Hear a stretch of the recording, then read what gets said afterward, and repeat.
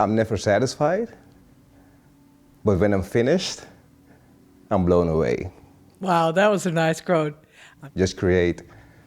Don't think about the result. Think about the flow.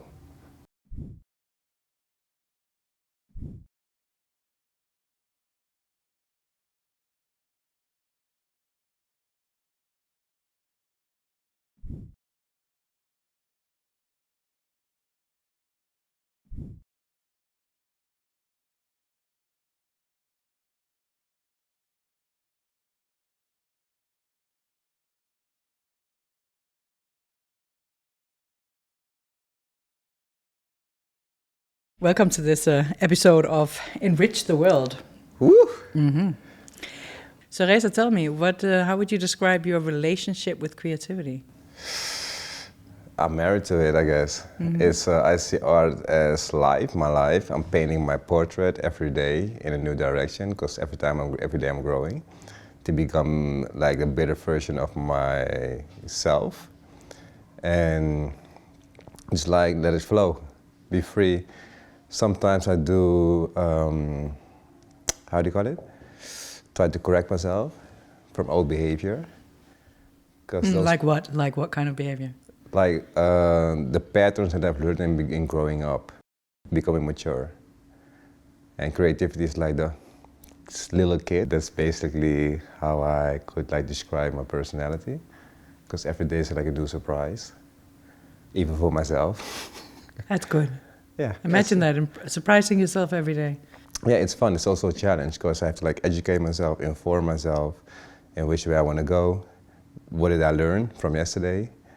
And because I don't like to look too much in the past, because the past is just like a thought of like experience. The experience is good, information is good, but all those emotions, you keep on growing. So sometimes you have to like let go to evolve. Not even sometimes, let go and evolve. Yes, you only learn from the experience and the information. Everything else is like substantial. You're living in the moment, I know. I'm trying. I'm trying, and my friends are like, you always be living in the moment because you can, how do you call it? You can adapt so easily to like the new that you sometimes forget the old. So. What do you mean with that? Means like when you're going like too fast forward, and sometimes you also have to like enjoy the moment of achieving. And for me, that was the hard thing for me to do because I'm always like living fast forward, creating fast forward, like being like a little kid from in the 80s, 90s, I guess, when I came over here. I was already like doing things like hair designs, coloring, because one of my biggest influences was like Dennis Rodman, with his whole styling, with his hair, attitude as well, in expressing yourself, be like creating your own path, and just like never to care about opinions, because opinions don't matter, because you have to learn, you have to adjust. And for me, growing up, it was like, because I was also like very shy. Still am at some point. Which you would never think when you see him, but... Why not? You're one big expression. Thank you. Yes, I'm trying, I guess. But it's like your hair, eh? What is this white black thing about? White and black thing, I guess the black side is, well, it was, because I'm natural, I'm like fucking gray. I'm like a pigeon. You're like a pigeon, that gray? Pigeon, but I'm gray, sorry like a for pigeon. my language. But at some point, how do you call it? The black part is like the shy part, I guess. Like the basic part. But then again, I'm not basic, but and the blonde part is like the more expressive, like I just don't give a fuck. I'm just doing what I want to do, whenever I want to do it and how I want to do it. So are they actually like constantly in conversation? Always. My hair dyeing was done. I was like, fuck, I have to make a choice now. You couldn't make a choice? I can make choice, but why should I make a choice? If I can like express like in a binary type of timeline, I guess. The binary timeline is done. Tell me about that. What do you mean with that? You have like multiple sides in which you can choose. But why choose if you can express like all of them? And now I'm trying to like center it more to like minimalistic parts and to choose like to be like less expressive and more like in concept, I guess. If that makes sense. What's the borderline of expressive? There ain't no borderline in expressive. It's just being expressive. So, but why you? I guess you have to like choose your thoughts and make a plan. Because otherwise, it will be chaos. Okay. Organized chaos. or unorganized chaos, right? If you don't have a chaos is never organized. That's why it's called chaos. Duh. But that's the thing. I think I just saw like a podcast with Erykah Badu where she like explained like the absence of fear is art. Yeah, I saw the right, and that makes so much sense. Yeah. Because the moment you let the moment you let opinions or insecurities guide your creative influence, you will never create. Because you will always be like, I can't do this, I can't do this. They will expect me this, they will judge me for this. And that's why I'm like, who cares? Just be you, just create. Don't think about the result, think about the flow. Just let it flow, that's it. Because most of the things that I create, I don't even know what I'm doing, I'm just creating. I cannot really imagine you having a what do they call it? Like a creative a block. Oh, definitely. That's called depression. Yeah, you've had a depression. Creativity is full of depression. Because it's like an education school depression. You can either get stuck into those emotions, or you can like look at the situation, journal, write it down, what's blocking you. All those steps of insecurities, fears, all those thoughts, write it down, look at it, and like, I'm good. And these blocks, do they only come up at the moment that you need, that you want to share what you made with the outside world, or do they also come up in your own creative process? Oh, I don't create to share. Okay. I create to, how do you call it? I create to flabbergast myself. I need to like it first. Then somebody can like can reflect the personality in my art. That's like an accomplishment, like thank you for feeling or for like reflecting on a piece of my soul. That's it. So do people get to understand you through your art? I hope so. That's the way I communicate. Because I don't like to talk. What do you like to do? I like to create. I like to like occupy my time in creating new things, be innovative, because I like to challenge myself. And the moment I can create something that's like innovative, I guess, and also like problem solving, it becomes interesting because then I can approach it on a scientific level. And then that's where my brain goes to work. Like how can I like connect these points and create something new? And I have a high ceiling of expectations for myself. So I guess I'm never satisfied, but when I'm finished, I'm blown away. Wow, that was a nice quote. I'm never satisfied, but when I'm finished, I'm blown away. Yeah. What happens in between those two stages?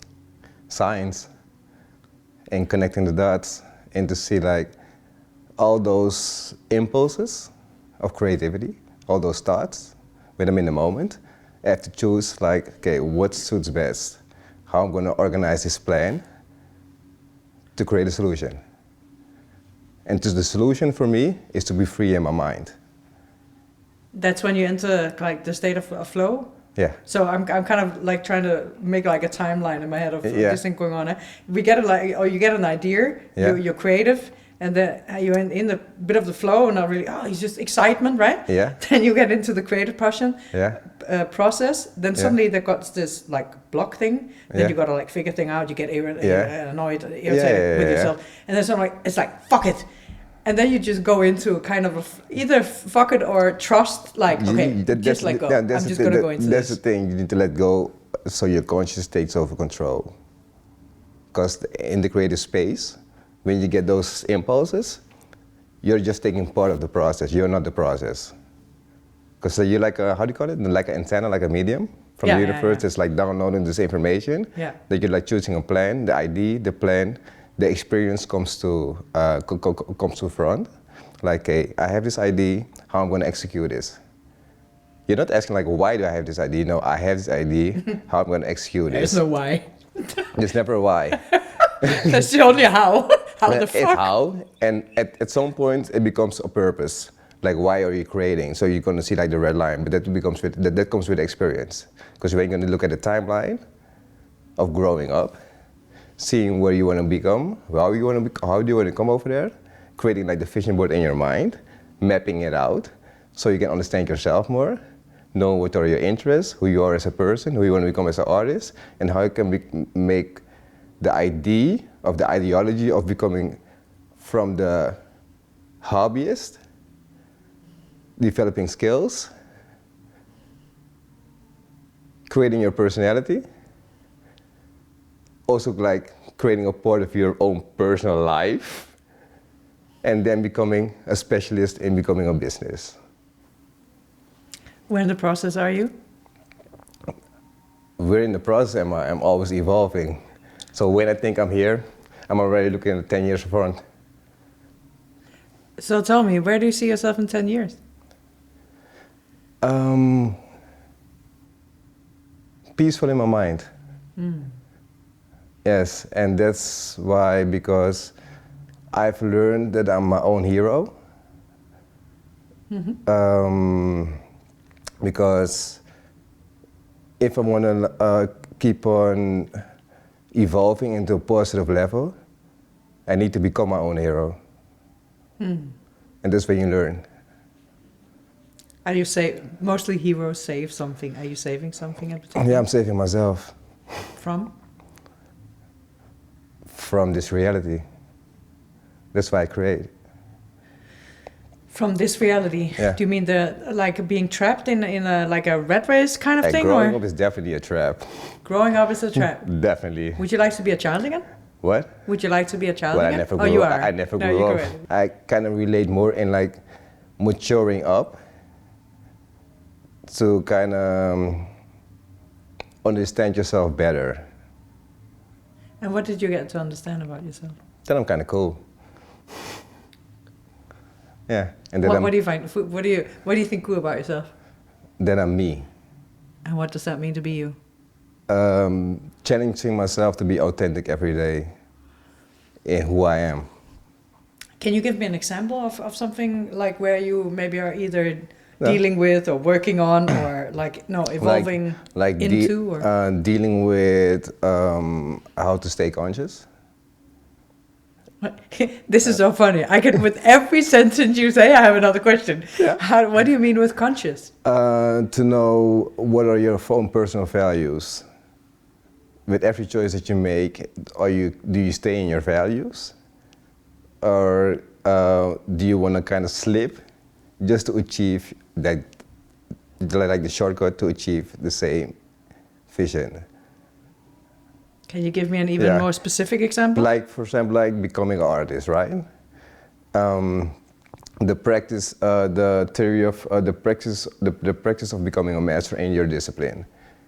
Either you do like a cheat code, go online and to like what every other one is doing, and just like, okay, fuck it, I already know it, and doing it, or just like going to like the process like on a daily 10,000 hour base, like every day 46 hours practicing,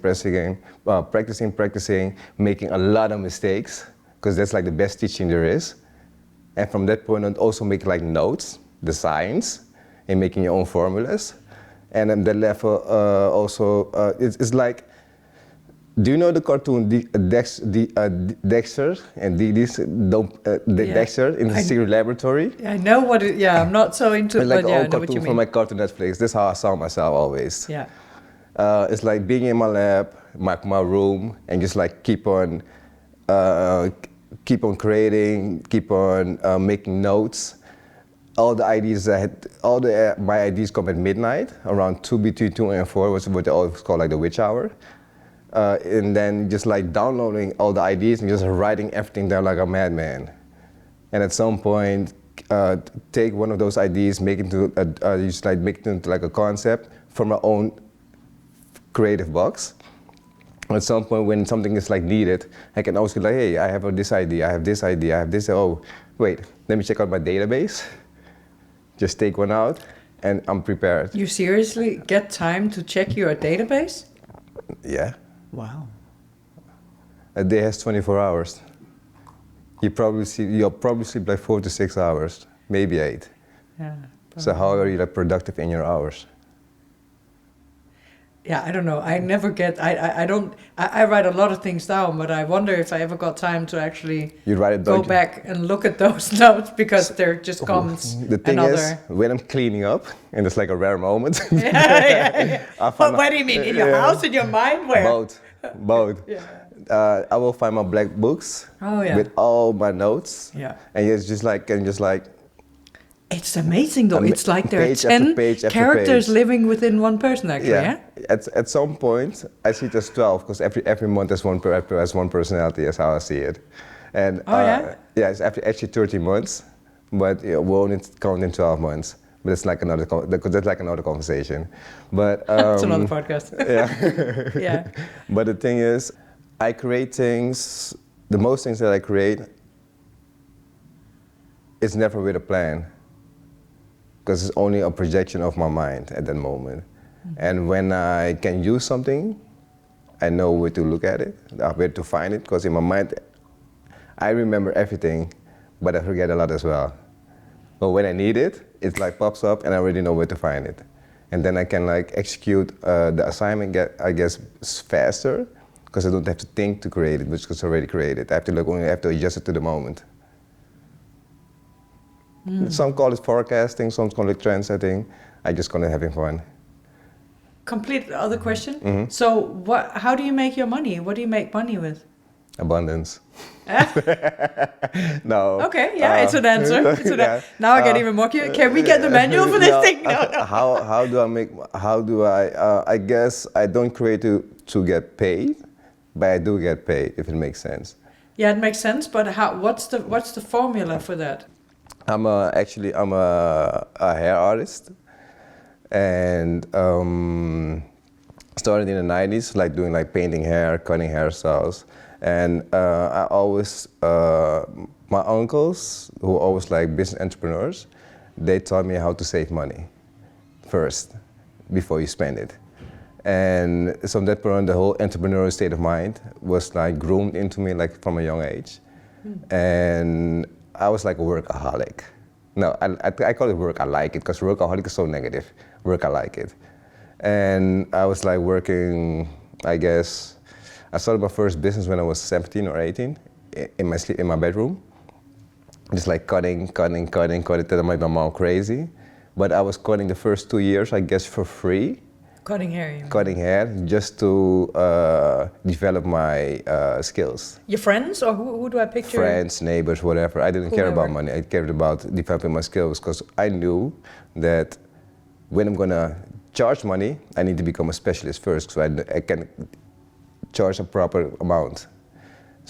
And at that level, but also like friends, I want to bring my own shaving blades and etc. So I bought a machine. A customer of mine was like, you have like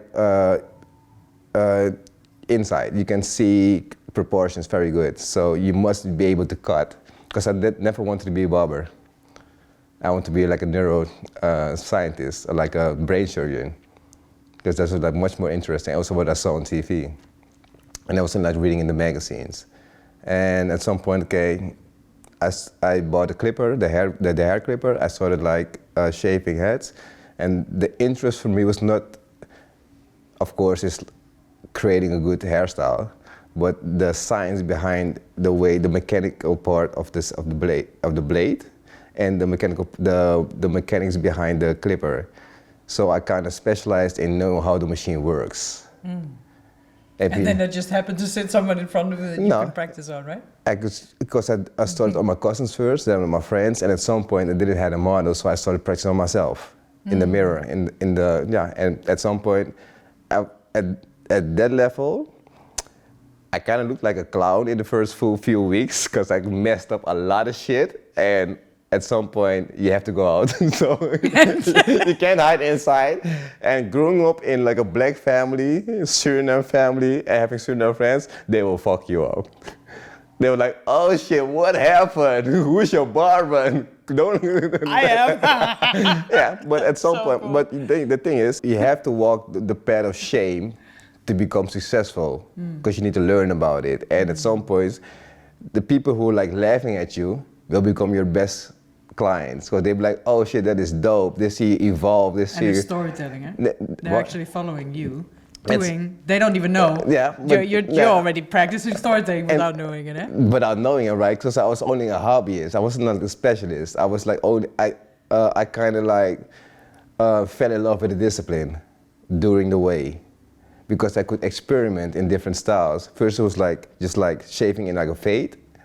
Then it became when my mom was like sick of me, like in my house, in her house, like cutting all these guys. She's like, go to the basement. So I turned the basement into like a barber shop. But at some point, living in Amsterdam, everybody smokes. So everyone just like smoking outside. So it became like, how do you call it? Coffee shop? Yeah, a coffee shop. And the neighbors were not like, nah, this ain't cool. So on that point, my mom was like, go to your uncle. He had a barbershop in Rotterdam. Like, go to your uncle and let him figure shit out, so he can like guide you. And he taught me all the levels of being of hospitality, like in service. How do you treat the customer? How do you style somebody's face? Because that's what cutting is about.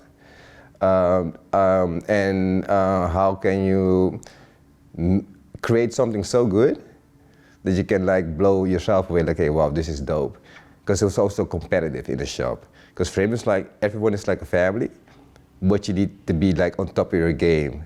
Otherwise, we will have a meeting in my office. You will be called to the back. Exactly. You fucked up. Wow. How are you gonna like top it up? Wow. And he was like very disciplined, but it was good because he saw potential. At some point, because I already had like a name here in Amsterdam as a kid, because like all the guys that are like growing up here like becoming celebrities now. In the 90s, everyone was like playing on the streets and doing their thing. And at some point, he was like, hey, you're that guy in Amsterdam, right? Like cutting all the artists. In my house, no. Start over again. He kind of broke up down my ego, but that was good. And I had to like watch and clean the shop. Wow. Yeah. Like, so what did you say yourself? How did you? What became your fascination at that point? Because you're all about fascination, as far as I hear. For me, it was like, okay, damn, because I guess it made it easier that he was my uncle. Why? Because I respected him in doing his business. But did you enjoy watching and cleaning? Yes, because it gave me the discipline to become a business owner. Yeah. Because I was like, why don't you like rent someone to clean? Yeah. And he was like, no, the thing is, like on your knees with a yellow thing and like cleaning every seat and the floor and like the mirrors, everything. And the thing is like, and he was cleaning it with me. Okay. And the thing is, that's cool. yeah, because he was like, what I'm asking you, I'm doing myself. Kind of, yeah. And he told me like, if there's something wrong in your shop, you need to know it first. Because when somebody else is telling you, you're like stepping behind in the timeline. Yeah. And those steps showed me so much about being an owner and being an entrepreneur and taking care of your business on a personal level. That those are the things that when I look now at different type of disciplines and owners are like in becoming like a how do you call it, a specialist in what you do. I see the same steps in becoming a master in your craft with every type of discipline. I was like, wow, because I just saw the show of what's it called, The Bear, the guy the cook in the kitchen. His journey was so brought up so many memories that I forgot in becoming who I am now. I was like, damn. Cool. That's me, but then him in the kitchen and me as a barber in the whole level. And while I was like writing my book, I was looking at the series, so it helped me bring back a lot of memories. But like going back to the shop, my uncle saw what I was doing. I was like frustrated because I was like waiting in his office. He was like, "No, you ain't gonna cut yet. Nah. Just like look. And then there was like one day a kid came with his parents, and he was like, "Yeah, I want to have like a hair design." He's like, "Go to the office. I have a barber over there." And I heard it. I was like, "Okay, this is Champions League now. I have to like prove my point." Okay. So I went crazy on his hairstyle, like full design. The kid, and it was like on a Saturday morning in Rotterdam, back in the 90s, 2000. Back in 2000, no, the 90s, end of the 90s, 2000. In Rotterdam, on Saturday morning, everybody's preparing to go out. So your hair needs to be on point. And the kid came, I shaved him, he came, he went back into like the shop. It was like crowded voices. Him and the boy came out, you could hear like a pin fell on the ground. Everyone was like, okay, whoa, this is different. Wow, what do you have over there? Who is this? Who is that in the back? So he didn't tell nobody nothing. It came to me like he did a nice on 0. At the end of the day, he was like cleaning, and in the whole time that I was like over there, he didn't pay me because he was like, I was like, yo, I need to travel because I was like living in Amsterdam. I'm like, I know you like travel in the train without paying, so we're trying to pay. I was like, okay, never. And at some point, he gave me the envelope at the end of the day. He's like, this is what you earned. I'm like, He's like, the whole weeks I kept on saving your money. And now a customer is paying you and giving you tip, shows me that you're qualified to work in here. Because it's not about the money they paid, but it's about the tip. Because then now you're like, that's what they I really value you actually, as a barber. Wow. So the next day when I came in, I went straight to the office because that's what I know. He's like, where are you going? I'm like, to the office. Like, no. Now you're gonna take like the seat next to my best barber, and now you're gonna watch him. I give you around 6 weeks to see what he's doing, and on that level we're gonna have like another conversation. What you wanna do? 6 years, I was like, nah, way too long. I guess within 3 weeks, I kind of excel to a different level of cutting. And then me and the barber became like buddies and like a team, tag teaming. Because he saw like, hey, you're going like fast forward now. Because you studied it. I studied the science of cutting in the meantime. And he was like, yo, and then at some point, I went innovative in the cutting style.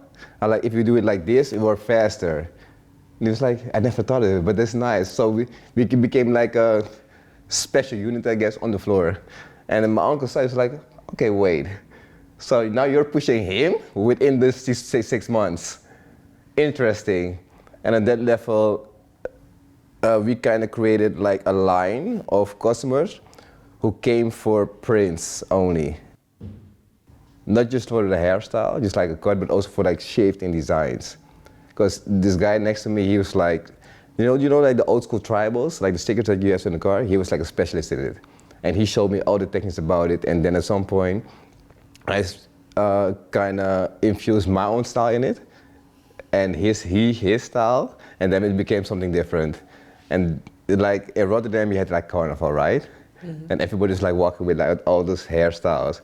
Well, that time in the summer,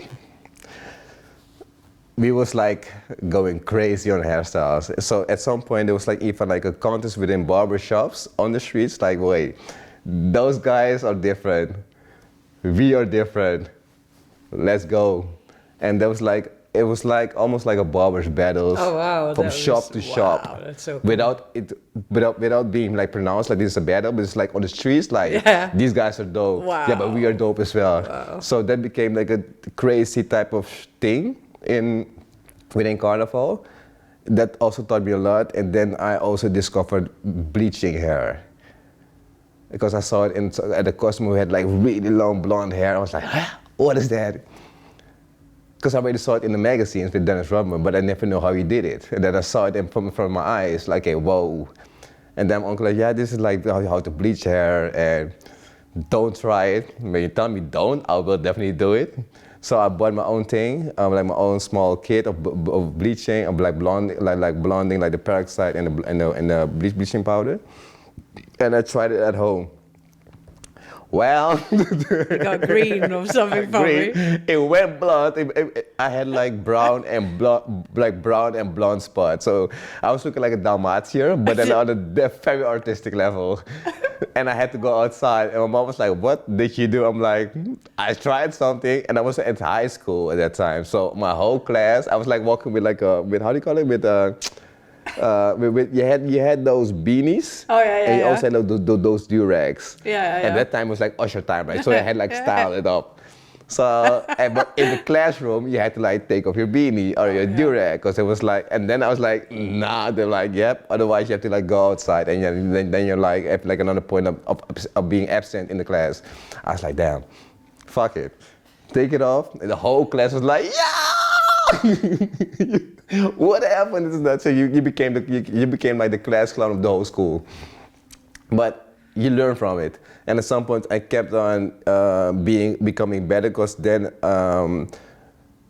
I kind of understood the way bleaching works, the time that it takes, the amounts of powder and peroxide. I kind of like discovered the whole formula and how the amounts and work, and at some point it became even better, till at some point I figured out how to bleach my hair like from blonde to crispy white. And that's where it all started for me, in being the artist. And from going from like white, people like, wait, how did you get your hair this blonde? On black hair. I'm like, I bleached it? No, but how? Because this is not... It's not possible. It's not possible. I'm like, yeah, because I'm like walking with it. Who did it for you? And myself, nah. Because I'm already looking young. And at that time, when I was like 19, 20, they were like, how does a kid from 14 to 15 already knows this? Because I was looking very young at that time. And I'm like, no. But weeks after weeks, kept on like bleaching my hair, kept it white. So they were like, hey, wait, where do you do your hair? Because we need to know. I'm like, I'm doing it by myself. Nah, they ain't possible. Okay. You do you, I would, yeah. And from that level on, I saw like coloring in a shop, in some type of, how do you call it? A supply shop, barber supply shop. I saw the colors, crazy colors at that time. And at that time they were good, now, I don't know, but, and I kind of like started like coloring my hair, just like a canvas. I was like, experimenting, shapes, colors, blending colors. I kind of like figured out how to make like a black light color as well, but I didn't know it. I only saw it at a party. You only found out at night. In a party, someone's like, yo, your hair's like glowing in the dark. I'm like, what? Like, okay, I'm like, what? And, but that's the whole thing. My whole portfolio of like hairstyles was on a site called Party Peeps at that time. Because at every party, it was like a fashion show, cameras, action, and because we need to see your hair. Because every week it was different. No, first it was like every month the same thing, but attending so many parties where I was invited, I saw online I had the same hairstyle. I'm like, nah, this can't be it. So then on a weekly basis, I started like repainting my hair. Wow. So, how can your hair handle this? I have good hair. But the thing is also, what I've learned is, no, just fucking, but what I've learned is, it's not about bleaching your hair, it's about the aftercare.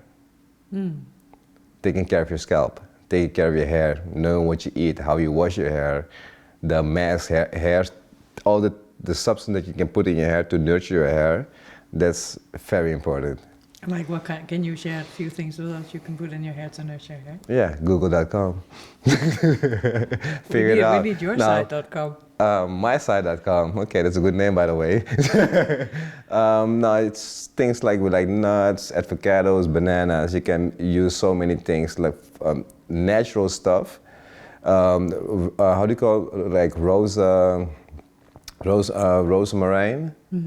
with like cloves and What more? Like jojoba oil, olive oil, all the essential oils that you can use. So you make it kind of like a mask. You make it like a mask, put it in your hair. And you leave it in? Leave it in at night. At night, okay. Yes, why at night? Cover it up with... Because at night when your body is heating up, you're making like a hot oil treatment. It's like a hair spa. Cheaper. Yeah, and it's really good. So nice. Those are the things that I investigated, that I asked around the barbers, all the people that I met during my career, that came to me like, your style is unique, your style is different. Because at some point, the prints on the hairstyles was like, I used to do graffiti in the past when I was a kid. I started drawing on my walls in my bedroom. That's actually how I knew, okay, I'm gonna become an artist. Because I didn't want to accept the name artist for a long time. I was like, no, I just like to create things. And I don't want to label it, otherwise it will give itself so much pressure that's unnecessary. And because my prints were based on graffiti, then my hairstyle prints were like more affiliated with the fashion style. Because then I started to like, no, if my hair's like this, I need to like style myself in. The rest needs to be in. Exactly, because it needs to become a character at some point. And the reason why I started thinking like this is because at some point I was mixing up with like a lot of artists in studios, like Cruise Control, back in the beginning. And I met like a couple of artists like Fuji's or like Black Thought. All those guys came to Cruise Control when they were like in a European tour, came over there to like record. And I was like barbering artists over there. And one of those guys was like, I think maybe it was, I don't know if it was like Fuji's, I guess it was Fuji's, who was like, I had to barber one of them, of one of the crew, and one of them was like, you move like an artist, what's your name? Me, like being very ignorant. Reza, he's like, nah. What's your artist name? I'm like, artist name? What's your stage name? Because you move like an artist. You should be on the stage. I'm like, nah, I'm cool. Because I was very, one, I didn't know how to talk, and two, being me on the stage is like, this ain't me. I like my shadow. I like being in my own space. But then he planted the seed. And during my career, I started developing a nickname, because everybody called me Freaky, because I was different. Nobody could place me. And this Freaky became Freaky. Someone else started by Freaky, Reza, Freakzduartz. And that was like the start of becoming the artist that I am now, and evolved. And during the last 20 years, I guess, it kind of developed from Freaky, Freakzduartz, Freakz and Artz, Freakzduartz, because now I'm presenting Artz. That's like thinking out of the box, creating outside of the box, because I taught myself everything. And I went to schools, at least I tried to attend schools for the creative level, but my portfolio was so diverse that they were like, well. Yeah.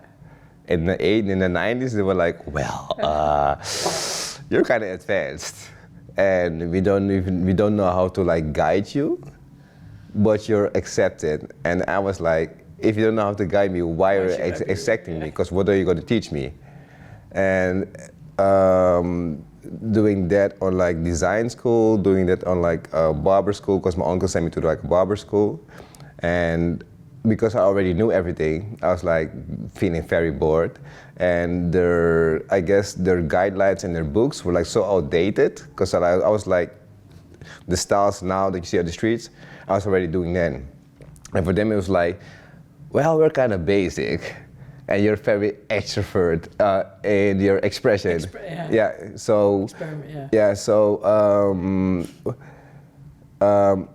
Okay. And my uncle was like, if you want to open a shop, you need to have your papers. That's it. So figure it out and just like do what I ask. And me being like a rebellious type of personality, I was like, okay, I'm going. And in the first 2 weeks, you have like 1 hour in the week, but you can do like your free expression. Just like barber on your colleague and other students to see what you know.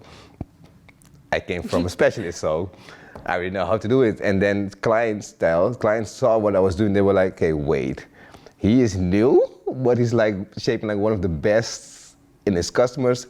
And the time that I was like creating a hairstyle was like within 30 minutes, because that's how I taught it at the barbershop at my uncle's. It's like 20 minutes for the cut and 10 minutes to like all the finishing touches, then you're done. Otherwise you're costing me money. Because he had like very precise formula in cutting. And some of the clients saw it and they were like, "Can he cut me?" Because all different hairstyles, easy. And I was doing with like the clipper, not with the comb and the clipper, no, like clip-ons and just like fast life and just like doing it, creating. Can he do it? So when we had like theory upstairs, they were kept on calling, "Oh, can he come downstairs? Can he come downstairs?" Because clients were asking for him. So I had like a waiting line at school without getting paid for it. I was like, nah. And at some point I became rebellious. I was like, no, I'm not gonna come downstairs because it's not teaching me anything. You're only making use of me. Yes, but it's good for your experience. What experience? What are you talking about? Yeah, and then they were like, "Yes, but now you have to follow the rules of the school, otherwise you'll be like a disturbance to the other students." Yeah. And at that level, I was like, at some point I stepped on getting to school, and just like I'm working at home, and at some point it was like the crossing of millennium, 2000. I went to school. I did in the free time. I kind of bleached one of the students' hair, made a rose in it with color, in bleached hair. There was a guy over there who was like from Media Hilversum or something. He saw it. He's like, "Yo, I need to fuck with that." And then he's like, "Yo, can you make me like a millennium type of hairstyle?" There's like a bomb exploding in 2000, like easy, because like graffiti style 2000. The last thing was like a bomb is like exploding in color, and he was like, "Yo, this shit is dope." He came to me. He gave me in guilders. He gave me, I guess it was 25 guilder or 50 guilder. He gave me as a tip. And then the school came to me like, "Okay, how much do you actually ask for this?" I'm like, "Well, where I'm from, we did it like for like 75 guilders at that time." And then they went like to him is 175. And he paid it. They came to me like, "What did they give you?" Yeah, he gave me like tip 50 guilders. Sorry, they took it from me. I gave it back to him. He was like, "Why?" I gave it to him as thank you because he did a great job.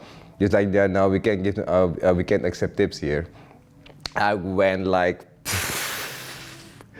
because now you don't value me as an artist. Yeah. Then I went outside. The guy came outside. He gave it back to me, and he was like, "Where you from?" So yeah, I'm Amsterdam. No, originally Suriname. "Wait, you Suriname guys, you do cut at home, right?" I'm like, sometimes. Because the thing is, I don't want to take customers to bring. That's like an unwritten rule. And he was like, "Give me your number, and I will come to your place." Just like what happened, I'm like, fuck it. Take my number, and he became a very good client. And he was some guy who was doing like Broadway type of things in Hilversum. And at that level, my name also started like growing over there. And I became very acquainted with surfing artists on an artist level. Yes. Cool. Yeah, it was fun. It is still fun. Yeah, I approach everyone as a person, not as an artist. When I talk with you, I'm talking to how are you doing? How do you feel? What are your interests? What inspires you? Your show, I already see it on stage. Who are you? So we can connect. Cool. Yeah.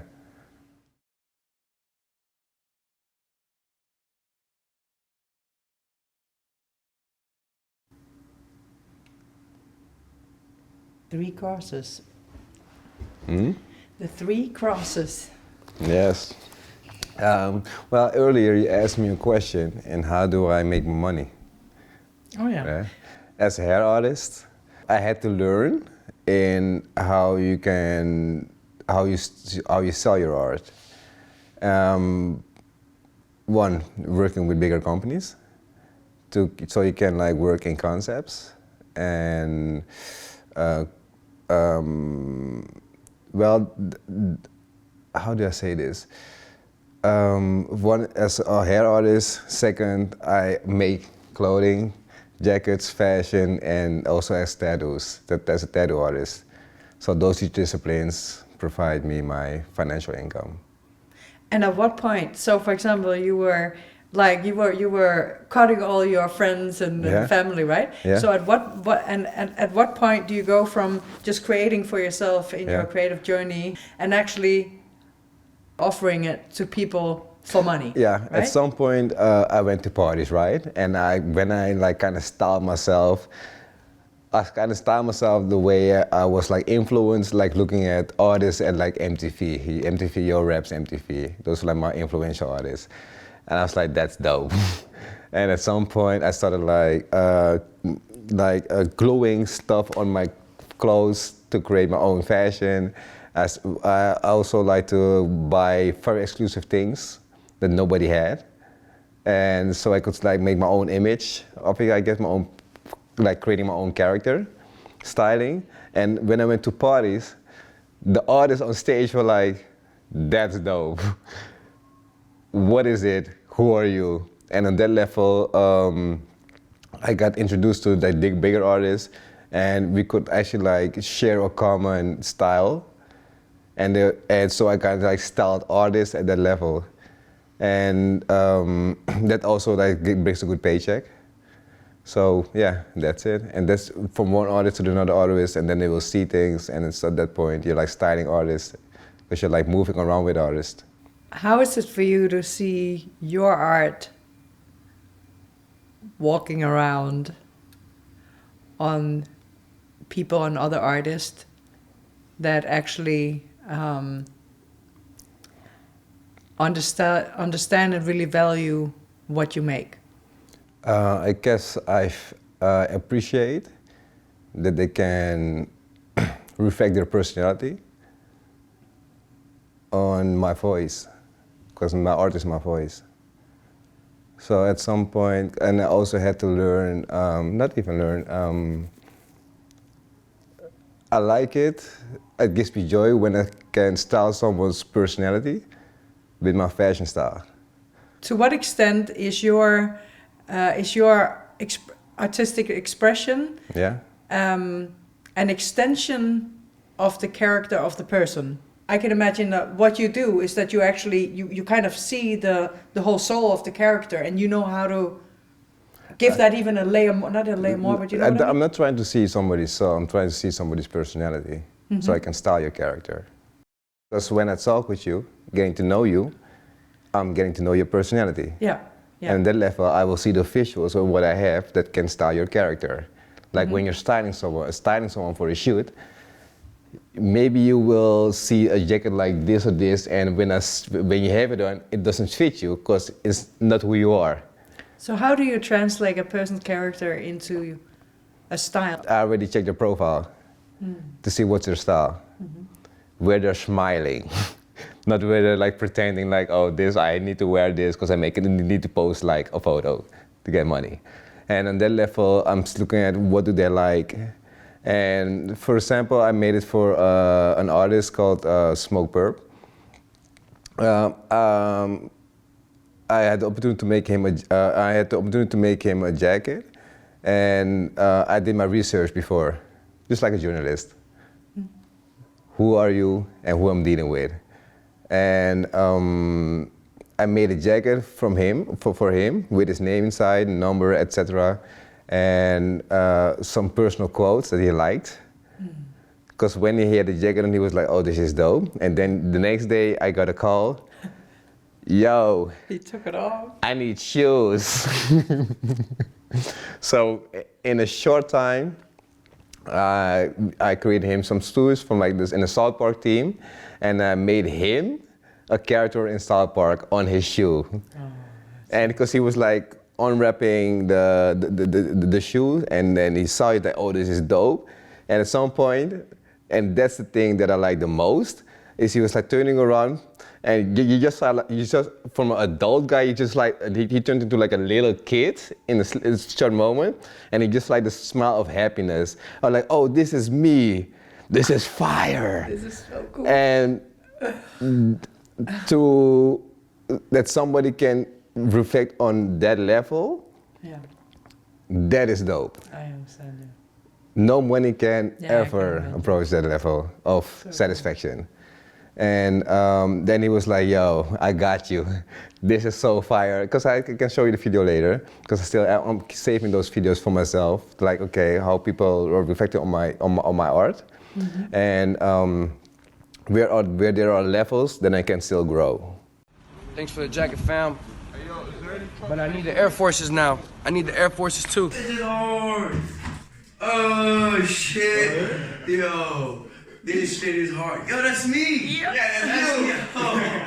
Who would you like to create for? Whew. What do I like to create for?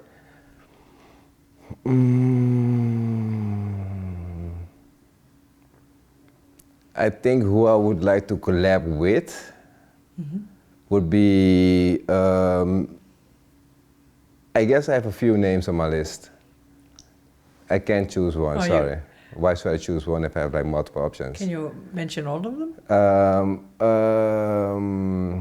As an artist level, like Pharrell, Chris Brown, Kanye, Nigo.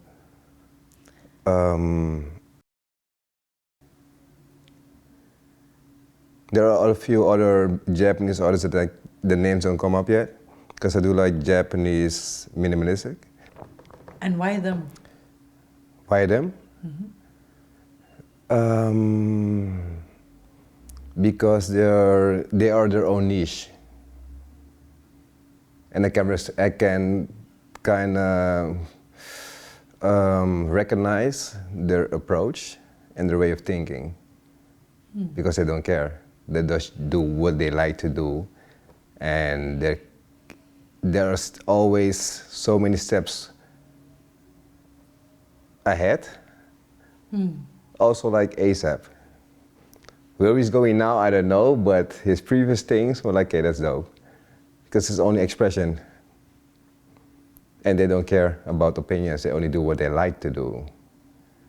And if you like it, you can be part of the family. If you don't, have a nice day. I just like fuck off. No, I'm just kidding. Yeah. See, that's where I think you're humble. I'll call your character also has a humble part. Don't know if it's really humble, but no, in my eyes, it's humble. It keeps me human. Yeah, keeps you. You said it the other day too. It keeps you human. Yeah.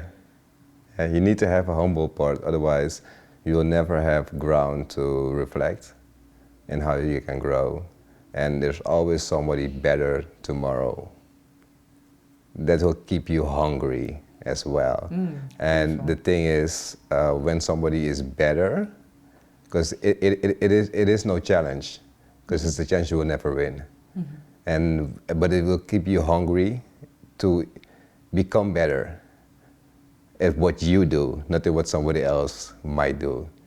Because there's so many people who are probably doing the same thing in a different timeline, that you're like, wow, I'm a fan. And that's when you keep falling in love with art. That's how I think about it. Nice, Yeah. I like that. Yeah. How Otherwise can you can't keep evolve. falling in love with art? That's beautiful. Yeah.